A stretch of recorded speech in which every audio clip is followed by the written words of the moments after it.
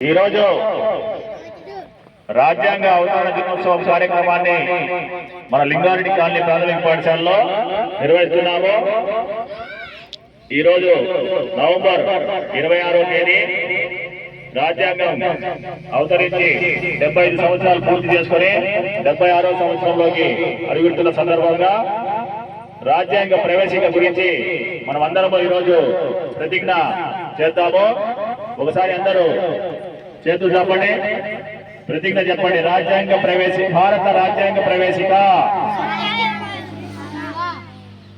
భారతదేశ ప్రజలమైన మేము భారతదేశాన్ని సర్వసత్తాక సామ్యవాద లౌకిక ప్రజాస్వామ్య గణతంత్ర రాజ్యంగా నిర్మించుకోవడానికి పౌరులందరికీ సాంఘిక ఆర్థిక రాజకీయ న్యాయాన్ని ఆలోచన భావ ప్రకటన విశ్వాసం ధర్మం ఆరాధనలలో స్వాతంత్ర్యాన్ని అంతస్తుల్లోనూ అవకాశాల్లోనూ సమానత్వాన్ని చేకూర్చుటకు వారందరిలో